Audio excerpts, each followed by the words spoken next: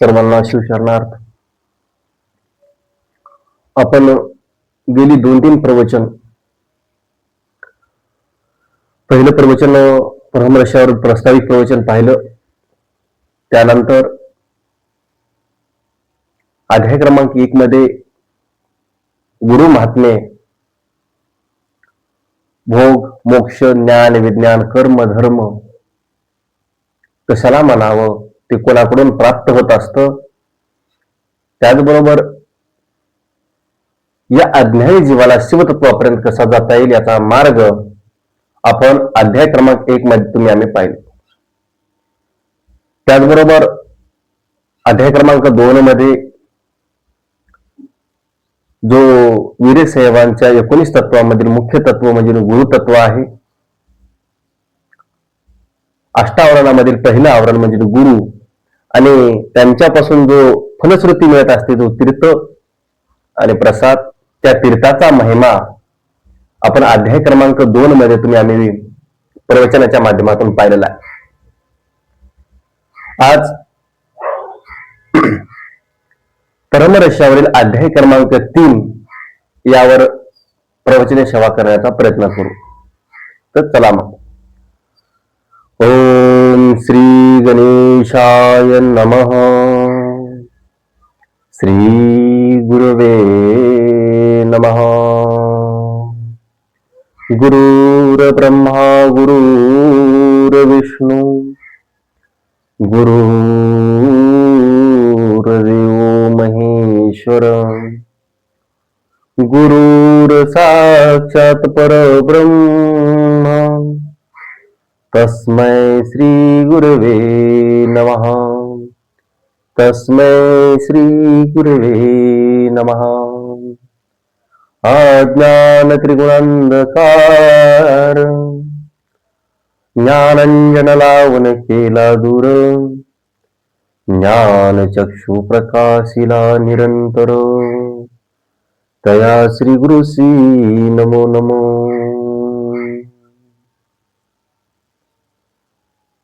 आज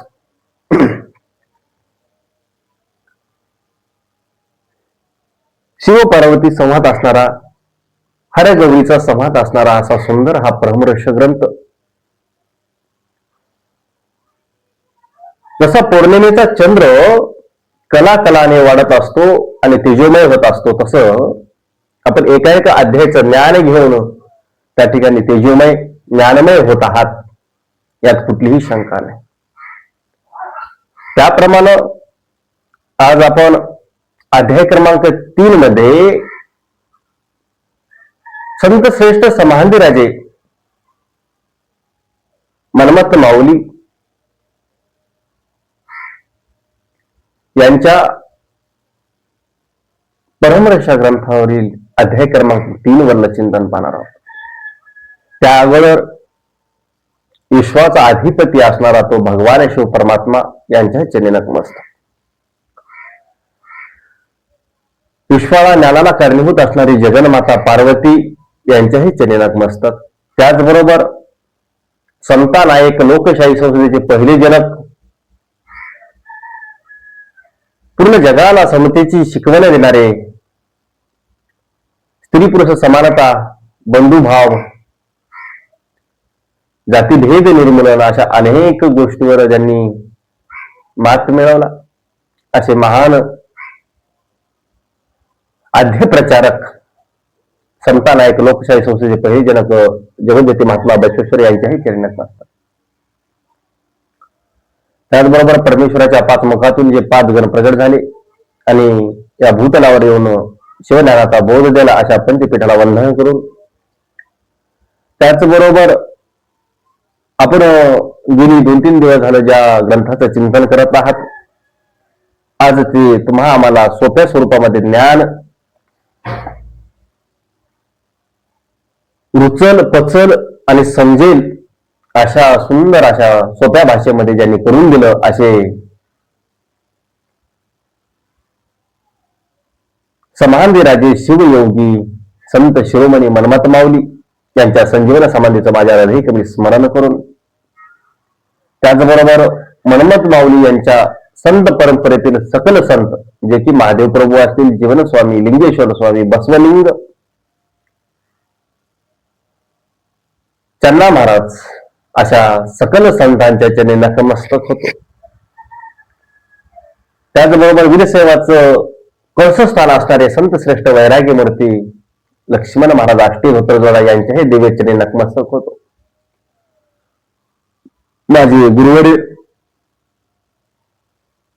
आंध्र, महाराष्ट्र, कर्नाटक नव्हे तर पूर्ण भारतभर ज्यांनी ज्ञानाची दिव्य ज्योत पेटवली. ज्ञान त्रिगुण अंधकार ज्ञानंजनावून केला दूर, ज्ञानचक्षु प्रकाशिला निरंतर तया श्री गुरुसी न म्हणून.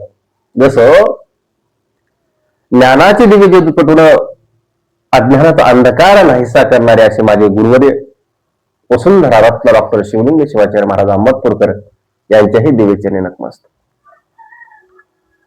त्याचबरोबर माझे आई वडील त्यांच्याही चरणी नतमस्तक होतो. गेली अनेक दिवस असंख्य अशा माझ्या युट्यूबच्या माध्यमातून प्रवचन श्रवण करणारे शिवगण श्रोते मंडळी, महाराज खूप सुंदर त्यांचा अभिप्राय आला. मी मागील 2 दिवस प्रवचन युट्यूबला टाकू शकलो नाही तर अनेक असंख्य भक्तांचे मला कॉल आले, महाराज परमरशावरनं प्रवचन का आलं नाही.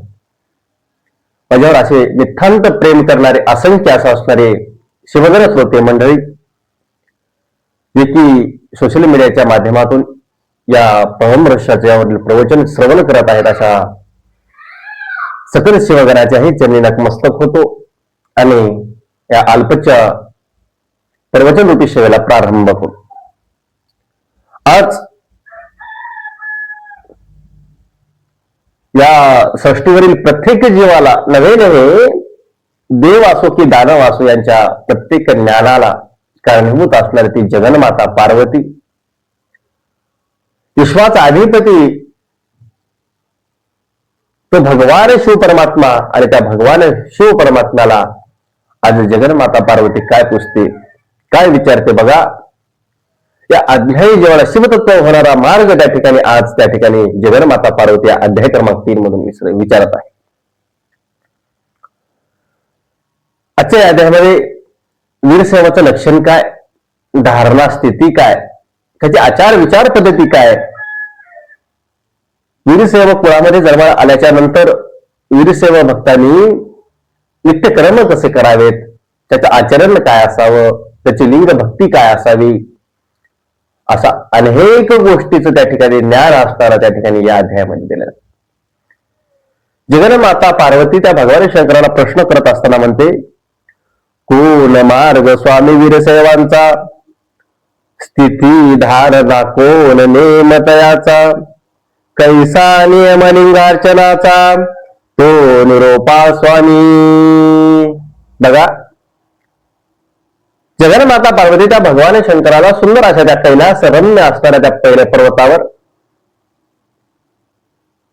सुंदर असं त्या ठिकाणी वातावरणामध्ये त्या भगवंताला, त्या भगवान शंकराला त्या ठिकाणी प्रार्थना करून विनंती करून जे की शिवजीव ऐक्याचं ज्ञान आहे ते ज्ञान त्या ठिकाणी जगन्माता पार्वती त्या भगवान शंकराला विचारत असताना म्हणते, हे जो देवादी देवा, हे कैवल्यदान देणाऱ्या मुक्तीदाता, तुम्ही काय करा.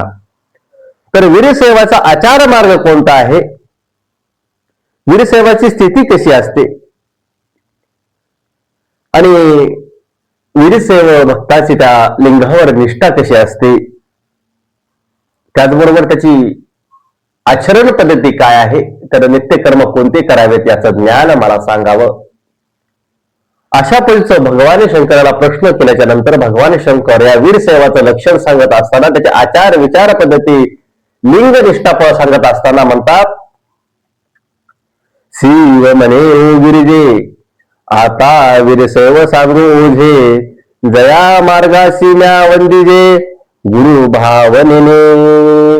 बघा, भगवान शंकरानं सुरुवातीलाच काय सुंदर सांगितलं बघा,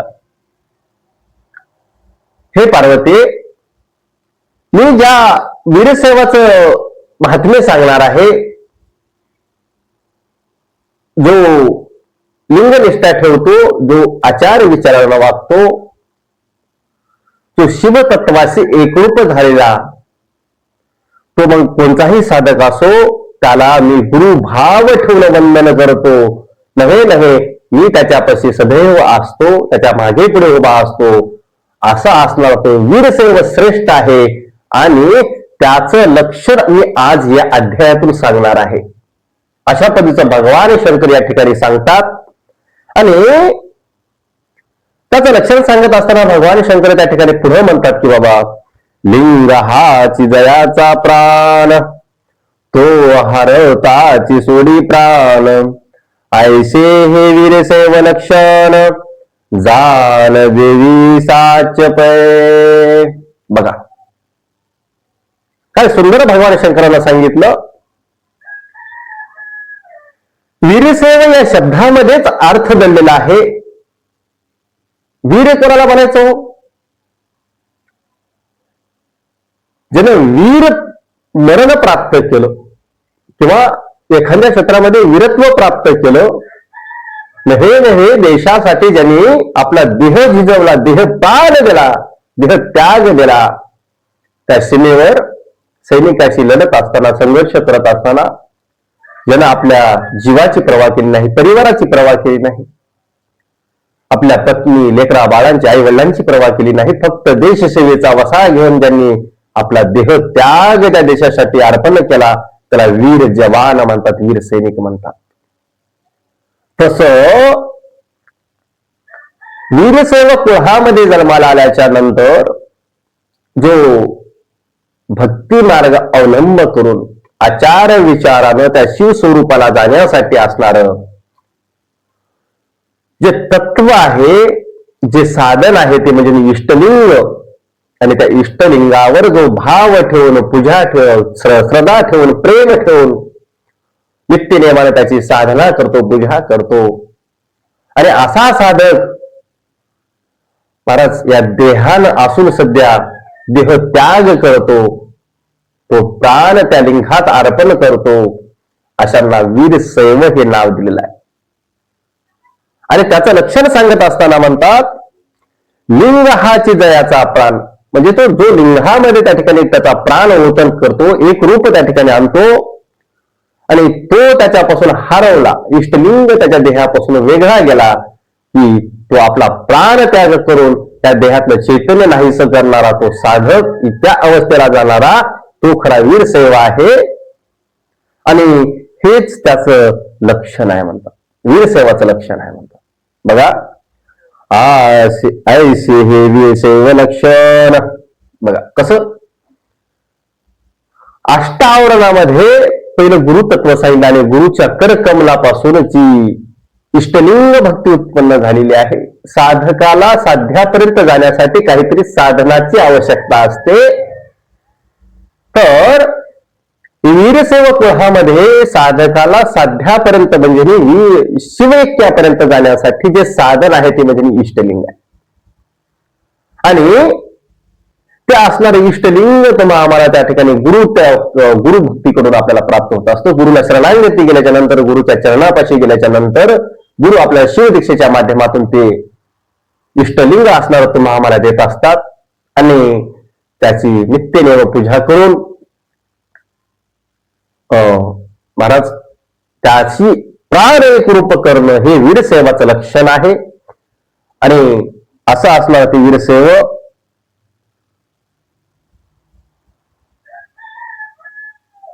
सर्वश्रेष्ठ असा असणारा तो आपला प्राण त्या लिंगाशी एकरूप करून आपलं जीवन त्या ठिकाणी जगत असतो, जीवन त्या ठिकाणी समर्पण त्या भगवान शिवाला करत असतो. एवढंच नाही तर शिव पुढे जाऊन काय म्हणतात बघा, जो मार्ग पतित पावन, त्या मार्गे जो चाले तो विरक्त पूर्ण, तयासी वंदिता तुठे बंधन 84चे. बघा, भगवान शंकर त्या जगन्माता पार्वतीला सांगत असताना म्हणतात की जो मार्ग पतित पावन आहे. बघा, आता वीरसेवाचा पतित पावन मार्ग कोणता आहे बघा. सकाळी वीरसेवाने उठल्याच्या नंतर स्नान करावं, स्नान झाल्याच्या नंतर भस्म धारण करावं, त्याचबरोबर इष्टलिंग पूजा करावी, गुरु भक्ती जन्म भक्ती दासोह भाव ठेवावा आणि जे काही आपण नित्यकर्म करत आहोत ते नित्यकर्म करत असताना सतमार्गाने चांगल्या कर्माने चांगल्या मार्गाने जर तुम्ही सत्याच्या मार्गाने करत असताल तर तो पतित पावन मार्ग आहे म्हणतात. सत्याचा मार्ग आहे, तो भक्ती मार्ग आहे. आणि अशा पद्धतीचं जर वीर सेवाचं लक्षण असेल, त्या मार्गे जो चालेल तो विरक्त पूर्ण.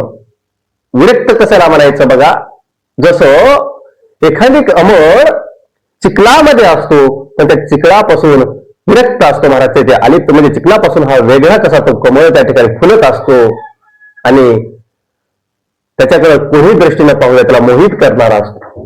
तसं वीरसेवाचं लक्षण या ठिकाणी सांगतात, तो संसारात जरी असला तर संसारापासून तो विरक्त असला पाहिजे आणि भक्ती मार्ग त्यांनी अवलंबलेला असला पाहिजे.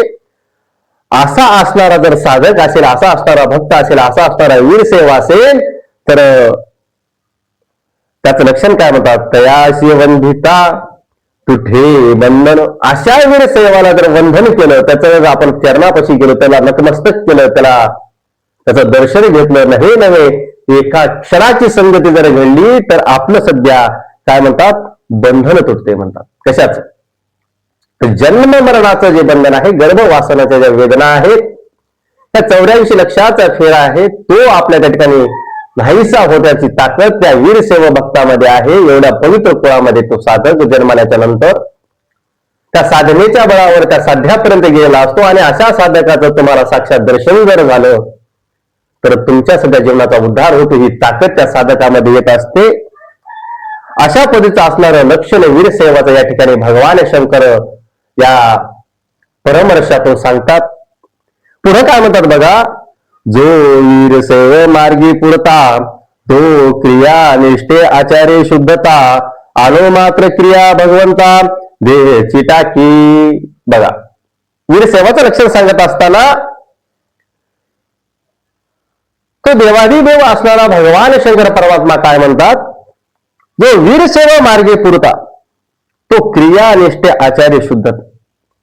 या ठिकाणी क्रिया आणि ज्ञानाला महत्व देणारा संप्रदाय म्हणजे वीरसेवा संप्रदाय. आणि भगवान शंकर त्या ठिकाणी हेच सांगतात, जो क्रिया आपली निष्ठेनं आचरणाने शुद्धतेनं त्या ठिकाणी आपल्या करत असतो, आपलं जीवन त्या ठिकाणी जगत असतो, असा असणारा तो देही असूनही विधी असणारा तो साधक आपल्या साध्यापर्यंत जात असतो.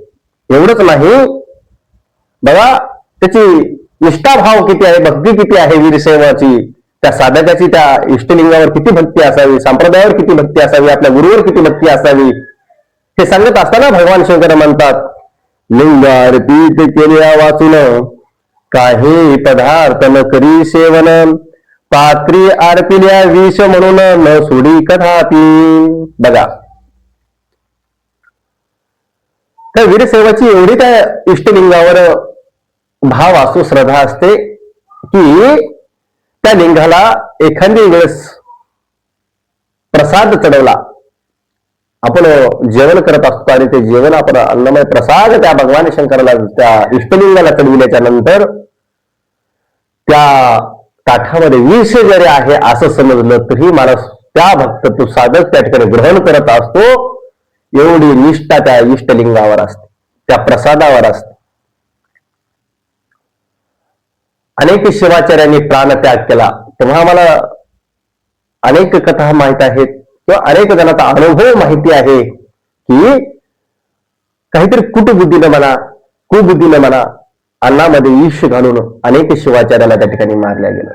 पण शिवाचार्यांनी तो प्रसाद म्हणून ग्रहण केला आणि शिवाशी रूप झाले. ही ताकद फक्त वीरसेवाची. असा असणारा त्या ठिकाणी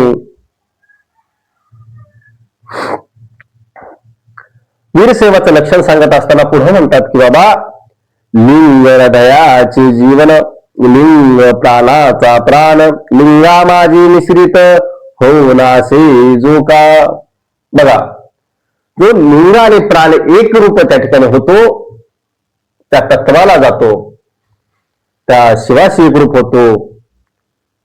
तोच काय लिंगामध्ये मिश्रित आहे, लिंगाची एक रूप आहे, अशा पद्धतीचं त्या ठिकाणी भगवान शंकर वीरसेवाचं लक्षण सांगतात. असा असणारा तो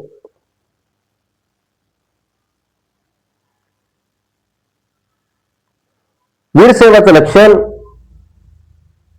भगवान शंकर सांगत असताना म्हणतात की बाबा एक निष्ठेने त्या वीर इष्टलिंगाची भक्ती त्या साधकाने केली पाहिजे, पूजा केली पाहिजे, त्याच्यावर श्रद्धा ठेवली पाहिजे. आणि त्यामुळे भगवान शंकर म्हणतात, म्हणून लिंगा माझी जयाचा प्राण, त्वची विरस महागण, क्रिया कर्म निष्ठा पूर्ण, तारक शिवाचार्याशी. बघा, वीरसेवाचं अजून एक लक्षण सांगत असताना पुढं भगवान शंकर म्हणतात की बाबा लिंगामध्ये ज्याचा प्राण आहे आणि तोच वीरसेव महागणामध्ये आहे.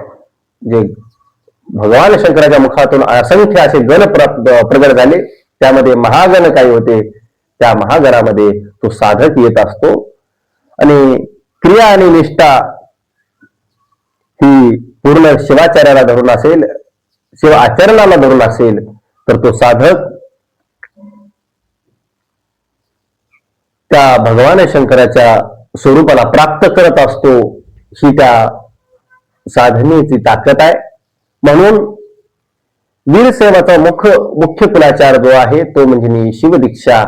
आणि आपल्या गुरुकडून वयाच्या 8व्या वर्षी, जे की जन्मापासून 7व्या वर्ष आणि गर्भापासून 8व्या वर्षी आपल्या कुलगुरूकडून शिवदीक्षा घेऊन, शिवमंत्र घेऊन, वेद दीक्षेचं ज्ञान घेऊन त्या ठिकाणी इष्टलिंग पूजा केली पाहिजे. आणि त्या इष्टलिंगाची पूजा करत करत प्राणलिंग आणि भावलिंग या तिन्हीची पूजा करून त्याच्यात समरसता निर्माण होऊन आपण समरस झालो पाहिजे, साध्य त्या अवस्थेला गेलं पाहिजे. असं असणार लक्षण वीरसेवाचा असणारा त्या ठिकाणी आचार पद्धती, त्या ठिकाणी असणार भाव भक्ती मार्ग या ठिकाणी भगवान शंकर सांगतात. त्या इष्टलिंगाची असणारी पूजा कशी करावी, किती वेळा करावी, हे सांगत असताना म्हणतात, नेने षटकाल करी पूजा, तितुकीची स्नाने ही ओजा. बघा, भगवान शंकर म्हणतात त्या इष्टलिंगाची पूजा किती वेळेस केली पाहिजे, तर 6 वेळेस पूजा केली पाहिजे. आणि 6 वेळेस पूजा करत असताना 6 वेळेस स्नान करावं. मग महाराज तुम्ही आम्ही म्हणताल, आम्ही गृहस्थ आश्रमामध्ये असल्यामुळे 6 वेळ जर स्नान करून पूजा करायचं म्हणलं तर प्रपंच कसा भागवायचा, आमचा व्यवसाय केव्हा करायचा, नोकरी केव्हा करायची. तर त्याच्यामध्ये एक सूट दिली माऊलीनं, म्हणले किंवा 6 वेळेस नाही तर किती वेळेस करावी, तर 6 वेळा पूजा करी सहजा, त्या वेळा कोण कोण ओजा, ते जेणे संतोषिनी शिवराजा, रूपो तुझ आता. 6 वेळा कोणत्या कोणत्या आहेत पूजेच्या, त्या सध्या या ठिकाणी सांगितलं. तर महाराज 6 वेळ जरी त्या इष्टलिंगाची पूजा करता नाही आली तर महाराज 3 वेळेस करा म्हणले. 6 पूजा न घडती जरी, तरी त्रिकाळ लिंगनिष्ठा धरी, त्रिकाळही न घडती तरी तो पशु जडजीव. 3 वेळेस तरी त्या ठिकाणी इष्टलिंगाची पूजा करा म्हणले. 3 वेळेस जरी जमत नसेल तर महाराज कमीत कमी 2 वेळेस करा. 2 वेळेसही जमत नसेल तर कमीत कमी 1 वेळेस तरी सकाळी भक्तिभावानं, प्रेमानं, शुद्ध अंतःकरणानं त्या इष्टलिंगाची पूजा करा. त्या भगवंताची, बघा, त्या इष्टलिंगाची पूजा करत असताना मन स्थिर ठेवून चंचल वृत्ती असणारी त्या लिंगामध्ये स्थिर करायची. आणि साधकानं आपल्या साध्यापर्यंत जाण्यासाठी सकाळची पूजा ही त्या लिंगाशी एकरूप होऊन करायची. जर तुम्ही इष्टलिंग पूजा करत असताना अन्य काही चिंतन करीत असताल, कुठली अन्य गोष्टीची काळजी करीत असताल, तर महाराज ते आपल्या जीवनामध्ये नको त्या गोष्टी घडत असतात. बघा, इष्टलिंगाचं नावच असं आहे, इष्ट आणि लिंग. इष्ट म्हणजे जे तुम्ही इच्छा मनामध्ये येईल, जे काही तुम्हाला अपेक्षा आहेत ते पूर्तता करण्याची जी ताकद आहे त्या मनाची इष्ट. आणि असा असणारा लिंग तुमच्या हातावर आहे, इष्टलिंग. आणि ते पूजा करत असताना जर तुमच्या मनामध्ये काही कुविचार येत असतील, किंवा कुठल्या चिंता येत असतील, कुठल्याही गोष्टीचं तुमच्या मनामध्ये विचार मंथन होत असतील, तर त्याच गोष्टी आपल्या जीवनामध्ये घडत असतात. कारण की तो इष्ट देणारा म्हणजे ते तुमच्या जीवनामध्ये, तुमच्या मनामध्ये जी काही इच्छा निर्माण होईल ती पूर्तता करणारा देव कोणता असेल तर तो इष्टलिंग आहे. म्हणून इष्टलिंग पूजा करत असताना सात्विक बुद्धी असली पाहिजे, भाव पवित्र असला पाहिजे, मन स्थिर असलं पाहिजे आणि आपल्यातलं जे चैतन्य आहे आणि हे ब्रह्म आहे याच्याशी एकरूप साधण्यासाठी त्या इष्टलिंग या तत्वाकडे पाहून त्याचं प्रतीक, त्या भगवान शिवाचं प्रतीक असणार ते इष्टलिंग परमात्मा, त्याकडे त्या पाहून आपल्या अंतरंगातील चैतन्याचं एकरूप त्या ठिकाणी साध्य साधन त्याचं असताना साधकानं भक्तिभावानं, प्रेमानं, आनंदाने त्या इष्टलिंगाची पूजा केली पाहिजे आणि त्या साध्यापर्यंत गेलो पाहिजे. म्हणून सकाळी ध्यान धारणा करत असताना, इष्टलिंग पूजा करत असताना महाराज मन स्थिर झालं पाहिजे आणि अंतकरण हे शुद्ध असलं पाहिजे. अशा पद्धतीचा असणारा भक्तिभाव, प्रेम त्या ठिकाणी लिंगधाऱ्यानं जर त्या ठिकाणी भगवंताकडे जर ठेवला आणि पूजा जर केली तर नक्कीच तो साधक त्या साध्यापर्यंत गेल्याशिवाय राहणार नाही. म्हणून पुढं भगवान शंकर म्हणतात, जे जे असे शिव अर्पित ते ते जाण परम पुण्यित, ते सेविल्या मदसीचे पावन अनायासे तत्वता. बघा, जे जे काही तुम्ही या शिवाला अर्पण करता ती परम पुण्य आहे आणि ती सेवा माझ्यापर्यंत पोहोचत असते, त्या इष्टलिंगाची सेवा माझ्यापर्यंत पोहोचत असते. म्हणून त्या इष्टलिंगाची सेवा करत असताना, भक्ती करत असताना चांगली करा, ती भक्ती माझ्यापर्यंत येत असते. अशा पद्धती या ठिकाणी भगवान शंकर या ठिकाणी सांगतात. म्हणून वीर सेवाचं लक्षण सांगत असताना सर्वात महत्वाचं जे तत्व आहे ते इष्टलिंग तत्व आहे आणि ते तत्व तुम्ही आम्ही अवलंब करणं गरजेचं आहे, जीवनामध्ये अंगीकार करणं गरजेचं आहे.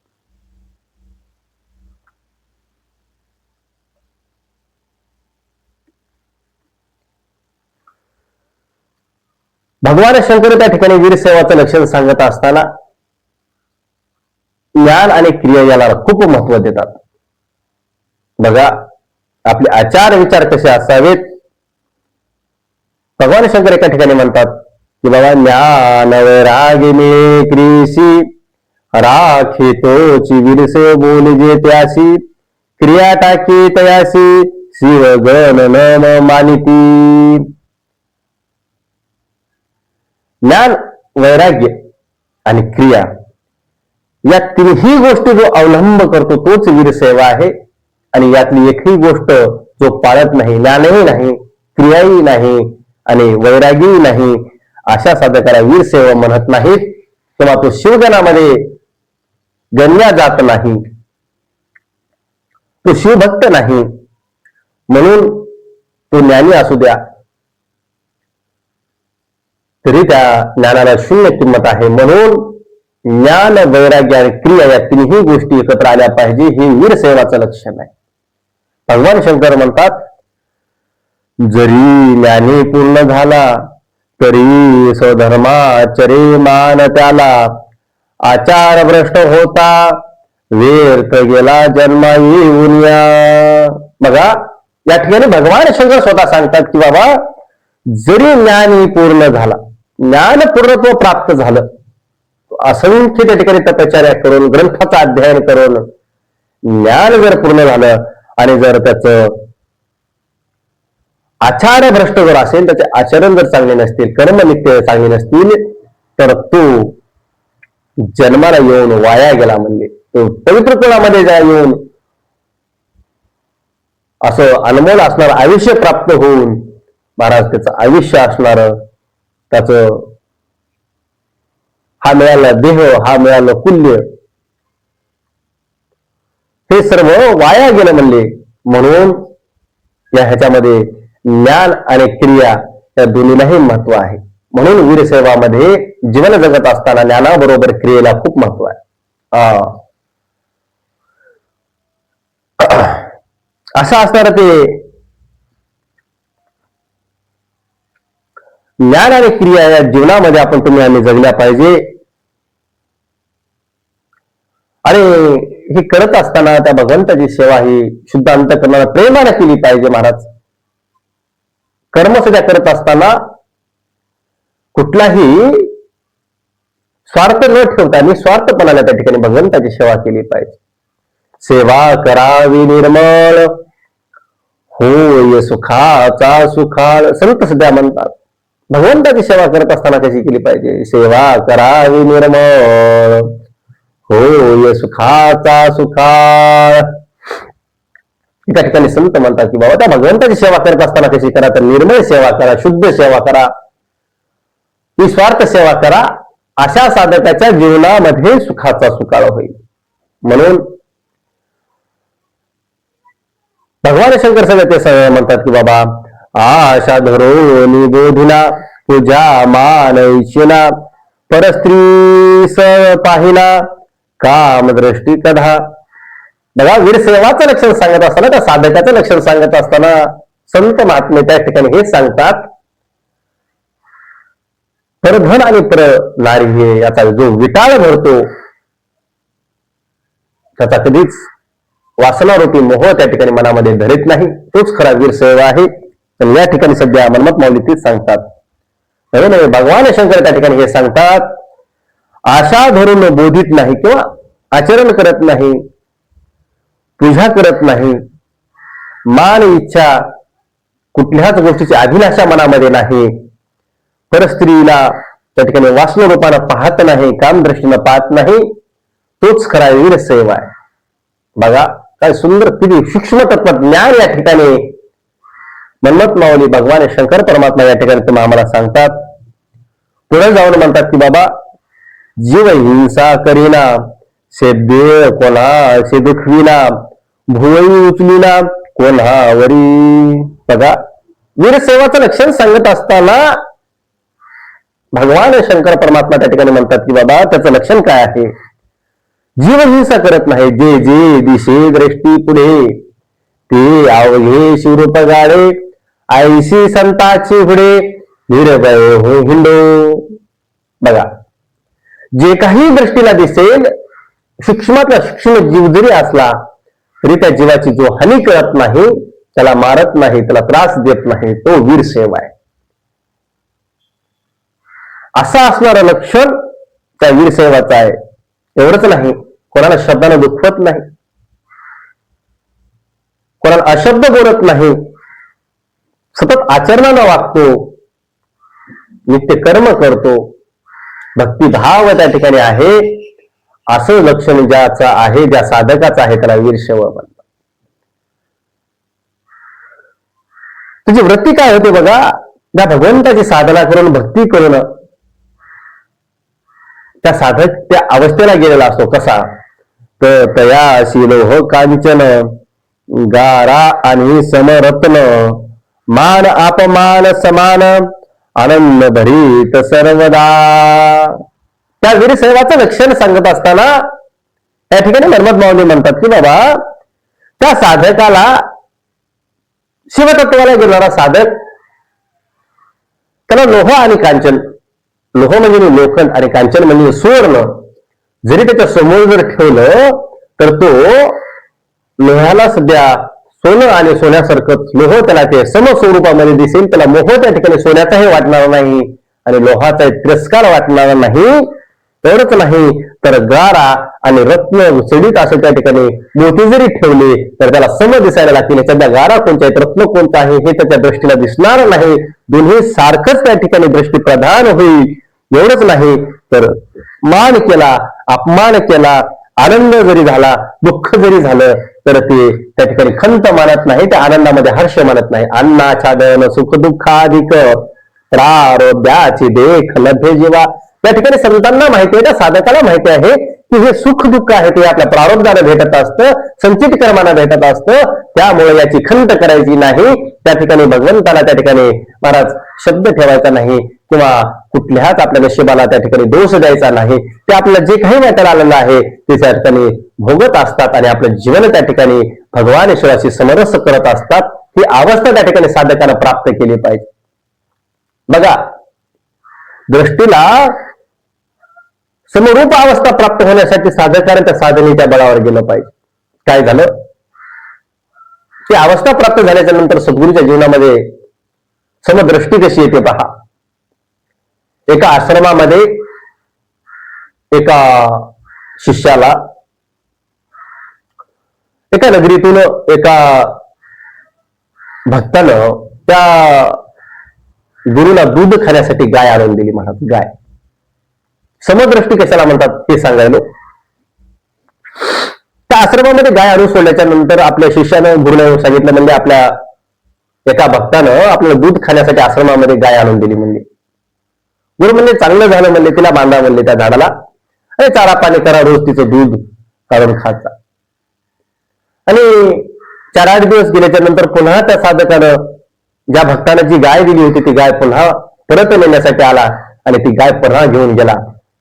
त्या शिष्यानं पुन्हा त्या गुरुला सांगितलं, म्हणजे गुरुदेवा, जी आपल्याला गाय दिली होती की नाही, म्हणले ती गाय त्या साधकानं पुन्हा घेऊन गेली. म्हणले त्या भक्ताने पुन्हा गावाकडे घेऊन गेली, म्हणले ती आपली गाय दिलेली. गुरु म्हणले बरं झालं की, म्हणले चाराही टाकणं नका, शेण काढणंही नका. त्या दृष्टांतातून सिद्धांत हा घ्यायचा की ज्या दिवशी आपल्याला गाय आणून दिली होती, दूध खायला भेटणार आहे याचा त्यांना हर्ष झाला नाही, आनंदही झाला नाही, आणि गाय त्या ठिकाणी नेत असताना आपल्यापासून दूध चालली किंवा ती गाय चालली आहे याचं दुःखही झालं नाही. ही अवस्था प्राप्त होणं म्हणजे निस्सम अवस्था प्राप्त होणे आहे. त्या अवस्थेला गेल्याच्या नंतर त्या साधकाला काय होत असतं, तयाशी लोह कांचन गारा आणि समरत्न अशा पद्धतीची अवस्था प्राप्त होते. मग त्या ठिकाणी त्याला लोखंड आणि सोनं त्या ठिकाणी सम दिसायला लागतं. गारा आणि त्या ठिकाणी रत्न असणारं त्या ठिकाणी सम दिसायला लागतं. मान अपमान असो, सुखदुःख असो, गरीब श्रीमंत असो, राजा असो या सर्वसामान्य नागरिक असो, सर्व गोष्टी त्या ठिकाणी सम दिसायला लागतात, सारख्या दिसायला लागतात, शिवस्वरूप दिसायला लागतात. ही अवस्था त्या ठिकाणी साधकाला प्राप्त होत असते आणि हे वीरसेवाचं लक्षण आहे. अशा पद्धतीने भगवान शंकर त्या ठिकाणी सांगतात. पुढे भगवान शंकर त्या ठिकाणी त्याचं लक्षण सांगत आणि त्याला म्हणतात की बाबा अंगामध्ये कुठले गुण असावे, तो कसा असावा, साधक साधनेच्या बळावर कुठं जात असतो, कोण्या अवस्थेला जात असतो. शांती, दया, क्षमा, सुबुद्धी, अनर्थ कोणा न करी कधी, वासना तृष्णा कुबुद्धी, कुचाळी न करी कधा. बघा, वीरसेवाचं लक्षण सांगत असताना भगवान शंकरांनी खूप सुंदर या ठिकाणी सांगितलं बघा. त्याचं लक्षण काय, शांती, दया, क्षमा, सुबुद्धी, अनहर्थ अशा गोष्टी त्याच्या जीवनामध्ये असतात. तो सर्वांवर दया करतो, त्याच्या जीवनामध्ये सदैव शांती असते, क्षमा करण्याचं सामर्थ्य त्याच्यामध्ये असतं. एखाद्याने त्याला कितीही जरी त्रास दिला तर तो त्रास सहन करून त्याला क्षमा करण्याचं सामर्थ्य त्या वीरसेवामध्ये असतं. म्हणून साधकाला आपलं जीवन तसं जगलं पाहिजे. अशा पद्धतीचं असणारं त्या ठिकाणी त्याचं लक्षण महाराज तुमच्या आमच्या जीवनामध्ये आलं पाहिजे. त्या अवस्थेला तुम्ही आम्ही गेलं पाहिजे. एवढंच नाही तर आपल्या जीवनातून षड विकार असणारे काम, क्रोध, अहंकार, दंभ हे षड विकार जे सांगितलेले आहेत ते षड विकार निघून गेले पाहिजे आणि त्याच्या अंगातून ते षड विकार निघून गेले तोच खरा वीरसेवा आहे असं त्या ठिकाणी भगवान शंकर म्हणतात. काम, क्रोध, द्वेष, मत्सर, लोभ, मोह, दंभ, अहंकार, निंदा, कुटाळी, कुचेष्टा, क्रूर व्यवहार नाही शिवयोग्या. बघा, हे षड विकार ज्याच्या अंगामध्ये नाहीत तो खरा वीरसेवा आहे. ज्याच्या अंगामध्ये काम नाही, क्रोध नाही, द्वेष नाही, मत्सर नाही, लोभ नाही, मोह नाही, दंभ नाही, अहंकार नाही, जो असा निर्विकार आहे तो शिवतत्वाला त्या ठिकाणी शिवस्वरूपाला प्राप्त केलेला तो साधक वीरसेवा आहे. नव्हे नव्हे तो आम्हाला पूजनीय आहे. तो अनन्य असे साधारण असा असणारा तो भक्त, खूप महान असा असणारा तो साधक वीरसेवा आहे. म्हणून असं असणारं त्या ठिकाणी वीरसेवाचं लक्षण भगवान शंकर या ठिकाणी सांगतात.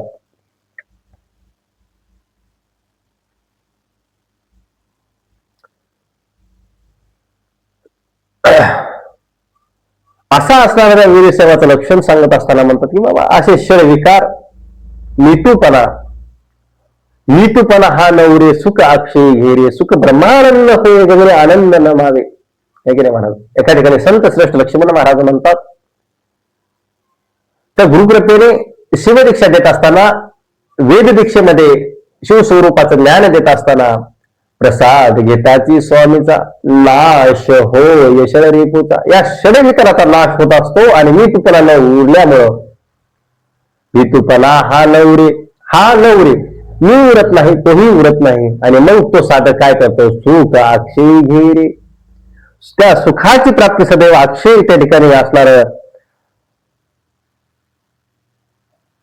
त्या ठिकाणी तो साधक त्या ठिकाणी सुखाने ती प्राप्ती करत असतो. त्या वीरसेवा ते शिवस्वरूपाला त्या ब्रह्मरूप अवस्थेला गेल्यामुळे,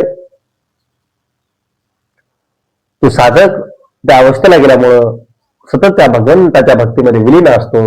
सदैव त्या ठिकाणी ब्रह्मरूप फळ त्या ठिकाणी श्रवण करत असतो, त्याच्यामध्ये रममान असतो. असा साधक त्या अवस्थेला गेला पाहिजे. आणि त्या अवस्थेला गेल्याच्या नंतर त्या साधकाची बोलण्याची वृत्ती, चालण्याची वृत्ती, या प्राणीमात्रावर पाहण्याची दृष्टी कशी असते, तर माऊली म्हणतात, बोल बोल हे प्रेम प्रीती, अमृतासी तो परे सर म्हणती, एके तो आनंदी चित्ती सद्भाव उठी म्हणित ह्या. बघा, तो बोलत असताना कसं बोलतो, अमृतावने गोड बोलतो. असं त्याच्या ठिकाणी शब्द त्याचे निघत असतात. जे बोले ते प्रतिबंधक, परिशी त्या होय सुखदायक, न बोले लौकिक वेदिक, परमार्थाला गुणी. त्या साधकाचं वर्णन करत असताना, वीरसेवाचं लक्षण सांगत असताना म्हणतात,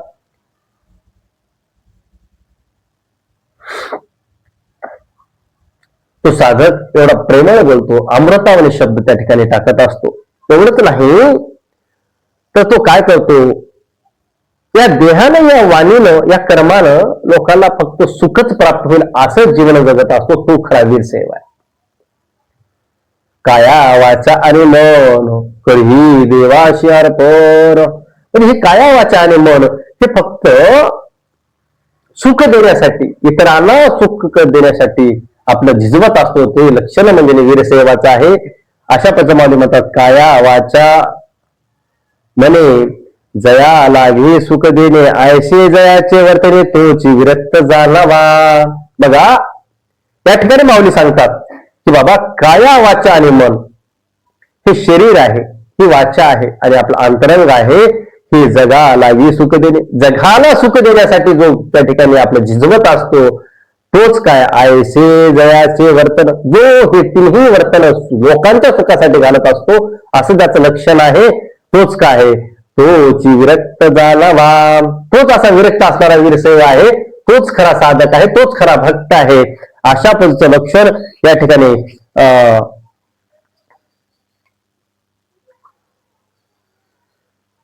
भगवान शंकर त्या ठिकाणी सांगतात. आणि पुढे जाऊन म्हणतात की बाबा, असा असणारा साधक कसा आहे, तो विरक्त आहे, नव्हे न ते शिवस्वरूप आहे. आईसा हा विरक्त पुरुष, तोची तू परमात्मा अविनाश, तद्रूप सोम प्रकाश शिव योगी तो. असा असणारा शिवयोगी असणारा तो काय आहे, तर अविनाशी आहे, स्वयंप्रकाशित आहे, शिवस्वरूप आहे. शिवतत्वाला गेलेला तो साधक महाराज भगवान शंकरापेक्षाही अधिक पूजनीय त्या ठिकाणी तो आम्हाला असणारा तो साधक आहे. म्हणून वीरसेवाच्या अंगामध्ये असे असणारे लक्षण असावेत. असं असणाऱ्या त्या ठिकाणी वीरसेवाचं लक्षण सांगत असताना साधकानं हे ज्याच्या अंगामध्ये वीरसेवाची लक्षण आहेत, षड विकार ज्याची निघून गेले आहेत, निपुताला निघून गेले आहे, लिंगावर एक निष्ठ भक्ती आहे, असा साधक त्या भगवंताची सेवा करून त्या साध्यापर्यंत गेलेला आहे. त्याची अवस्था त्या ठिकाणी सुस्वरूप झालेली आहे. त्याला दृष्टी शिवस्वरूप प्राप्त झालेली आहे. ज्याला सर्व गोष्टी समस्वरूपामध्ये दिसायला लागतात, शिवस्वरूप दिसायला लागतात. सोनं चांदी, सुख दुःख, राजा प्रजा, हे सर्व गोष्टी त्या ठिकाणी सम दिसायला लागतात. परस्त्री परधनाचा अभिमान जो ठेवत नाही, असा वीरसेव हे सर्वांना पूजनीय आहे. आयसे जे वीरसेव मार्गिक ते स्वयं स्वातंत्र्य सुखदायक तया मज नाही वेगळी क पार्वती सत्य जाण पाप. बघा भगवान शंकर स्वतः सांगतात की बाबा जो आयशे म्हणजे आता सांगितलेली सर्व लक्षणे ज्या वीरसेवामध्ये आहेत तो वीरसेव का आहे म्हणजे स्वयं स्वातंत्र्य सुखदायक आहे. म्हणजे तो कोणाही साधकाला सुख देऊ शकतो. स्वतः स्वानंद असणारा त्या ब्रह्मरूप ब्रह्मसुख त्या ठिकाणी स्वतःही स्वाद घेत असतो आणि तेच सुख लोकांना देत असतो. कधी आपला समान तेथे नाही दुजे पण ही अवस्था त्या ठिकाणी वीरसेवाची त्या ठिकाणी साधनेच्या बळावर झालेली असते आणि तो स्वतःही त्या शिवस्वरूपाला गेलो असतो आणि आपल्या भक्तालाही त्या ठिकाणी अवस्थेला नेत असतो. ही अवस्था त्या ठिकाणी प्राप्त होत असते. नव्हे तया आणि त्याच्यात आणि माझ्यात वेगळंपण नाही अशा पद्धती त्या ठिकाणी पार्वती मातेला भगवान शंकर सांगतात. ती मग क्षण भरी न विसरती मिही तयास तया प्रती म्हणून तो पूज्य सर्वाप्रती जाण देवी निश्चयी. जो माझ्या नामाचा माझ्या ध्यानाचा एक क्षणही त्या ठिकाणी विसर करत नाही तो आणि मी वेगळा नाही. तो माझंच स्वरूप आहे मीच आहे अशा पद्धतीचा असणारा तो वीरसेवा आहे आणि तोच सर्वांना पूजनीय आहे. कारण तू देव आम्ही भक्त तया द्याऊ हृदयात आम्हा देव पण निश्चित तयाचे नियोगी. बघा त्या वीरसेवाचं लक्षण सांगितल्याच्या नंतर भगवान शंकर त्याला काय श्रेष्ठत्व सांगतात त्या वीरसेवाचं त्या साधकाचं काय श्रेष्ठत्व आहे तर भगवान शंकर स्वतः म्हणतात की देव तो देव आहे आणि आम्ही भक्त आहोत त्याची आम्ही त्याची सेवा करतो. अशा साधकाच्या सेवेला आम्ही त्याच्या ठिकाणी तत्पर असतो. तर त्याच्या अंगामध्ये असे लक्षण असावेत. तो साधक त्या अवस्थेला गेलेला असावा आणि साधक त्या अवस्थेला गेल्याच्या नंतर आम्ही सध्या त्यांची सेवा करू. नव्हे तया ध्याऊ हृदयात त्याला त्याचं सध्या ध्यान आम्ही आमच्या हृदयामध्ये सदैव त्या ठिकाणी करत असतो. त्याच्या पाठीमागे आम्ही उभा राहतो आणि त्याच्यामुळेच आम्हाला देव पण आहे असा असणारा वीरसेव सर्वात पवित्र पावन असणारा तोच सर्वांना गुरुरूप आहे. तोच खरा वीरसेवा आहे. अशा भक्ताला अशा साधकाला तुम्ही काय करा शरणागती जा त्याच्या दर्शन घ्या त्याच्या सानिध्यामध्ये जा आणि याच्या संगती घाल्याच्या नंतर महाराज कितीही जरी तुमच्या जीवनामध्ये पाप घडले असतील कितीही दुःख असेल तर नाहीस करण्याची ताकद त्या वीरसेवामध्ये आहे त्या साधकामध्ये आहे. असं या ठिकाणी माऊली स्वतः म्हणतात जो तो सर्वाशी गुरुरूप होय त्याचे भावे वंदी जो पाये तो तात्काळ होऊन टाळे मी रूपाची. बघा जो साधक जो वीरसेव त्या शिवतत्वापर्यंत गेलेला आहे सर्व कुलाचार त्या ठिकाणी अंगीकृत करून आपल्या सत्यकर्माच्या मार्गाने विविध कर्माच्या मार्गाने त्या साध्यापर्यंत गेलेला आहे. अशा गुरुला किंवा अशा वीरसेवाच्या जवळ जर साधक गेला त्यांचं दर्शन जरी घेतलं तर क्षणाची जरी संगती घडली तर क्षणामध्ये असणाऱ्या त्या ठिकाणी सर्व दुःख नाहीसं होतं. नव्हे त्या ठिकाणी भगवान शिवाचं स्वरूप त्याला सध्या त्या ठिकाणी प्राप्त होतं. आणि अशा साधकाला असणार तुम्ही आम्ही सध्या तो गुरु असो किंवा एखादी साधक असू द्या भक्त असू द्या अशा साधक आपल्याला जर ज्या वेळेस आपल्याला त्या ठिकाणी त्याचा संग घडत असतो सानिध्य घडत असतो तर त्याला काय करा तया सर्वस्वे बजावे तनु मन धन आरपावे अन्न वस्त्र प्रेमा आरपावे इष्काम बुद्धी. बघा भगवान शंकर सांगतात बाबा असा ज्यावेळेस तुम्हाला आम्हाला गुरुचं सानिध्य प्राप्त होत असतं सर्व आचार कुल संपन्न असणारा त्या ठिकाणी गुरु असेल साधक असेल वीरसेवा असेल ज्या वेळेस तो आपल्या सानिध्यात येईल त्याला काय करा तन मन धन अर्पण करा अन्न वस्त्र द्या त्याला प्रसाद द्या त्याला शरणागती जा आणि त्याची सेवा करा. अशा पद्धतीने साधकाची जर सेवा केली तर नक्कीच तुमच्या जीवनामध्ये सुखाचे दिवस आल्याशिवाय राहणार नाहीत. आणि ही अवस्था प्राप्त होण्यासाठी सर्वात महत्वाचं गुरुला श्रवण जा आणि गुरुकडून ती इष्टलिंग दीक्षा घेऊन शिवतत्वाला जाण्यासाठी तुझे साधन आहे ते तुम्ही आम्ही घेतलं पाहिजे. आणि त्या साधनेच्या बळावर त्या साधक वीरसेवा त्या ठिकाणी वीरगतीला प्राप्त होऊ शकतो. अशा पद्धतीने या ठिकाणी भगवान शंकर या ठिकाणी म्हणतात, गुरु वा तुम्ही सर्वता अनेक नेनती देवता गुरु मंत्रे वीन तत्वता नसी प्रकाशी. गुरुनं जोपर्यंत शिवदीक्षा देणारा नाही, शिवतत्व तुम्हाला सांगणारा नाही, शिवमंत्र जोपर्यंत देणारा नाही, मग तोपर्यंत तुम्हाला ती इष्टलिंग पूजा त्या ठिकाणी घडणार नाही. आणि जोपर्यंत इष्टलिंग पूजा घडणार नाही, त्याचं महात्म्य करणार नाही, साधक त्या अवस्थेपर्यंत जाऊ शकणार नाही, वीर त्या अवस्थेला जाणारा नाही. म्हणून अगोदर त्या गुरुला शरणागती जा, गुरुच्या सानिध्यामध्ये जा, आणि गुरुकृपा झाली रे झाली की मग मात्र महाराज त्या ठिकाणी गुरुप्रसाद त्या ठिकाणी आपल्याला त्या ठिकाणी भेटत असतो. आणि साधक आपल्या साधनेच्या बळावर त्या इष्टलिंगेच्या पूजेच्या याच्यावर फार सुंदर प्रकारे त्या ठिकाणी साधक त्या शिवस्वरूपाला ब्रह्मरूप अवस्थेला जात असतो. आणि ही अवस्था तुम्हाला जर प्राप्त करून घ्यायची असेल, त्या शिवस्वरूपाला प्राप्त करायचं असेल तर गुरुला शरणागती जा, शिव दीक्षा घ्या, त्या इष्टलिंगावर भक्तिभावाला प्रेमाला पूजा करा. कारण तो इष्ट म्हणजे मनात इच्छा निर्माण होईल ती पूर्वता करणारा तो देवता आहे. म्हणून गुरुच्या करकमलातून उत्पन्न झाली ती इष्टलिंग भक्ती असणारे त्या ठिकाणी त्या भक्तीचं साधन तुम्ही आणि अवलंब केला पाहिजे आणि शिवस्वरूपापर्यंत गेलं पाहिजे. हेच वीरसेवाचं लक्षण या ठिकाणी भगवान शंकर या अध्यायामधून सांगतात.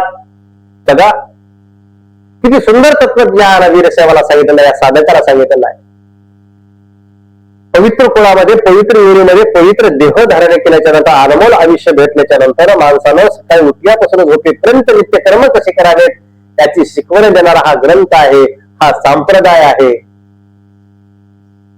म्हणून महाराज प्रत्येक जीवामध्ये शिवतत्वानं पहा, षडविकार नाहीशे करा, आपल्या अंगामध्ये दया, क्षमा, शांती असे असणारे गुण अंगीकृत करा आणि श्रद्धा, भक्ती, भाव त्या इष्टलिंगामध्ये ठेवून इष्टलिंग, प्राणलिंग, भावलिंगाशी पूजा करा आणि त्या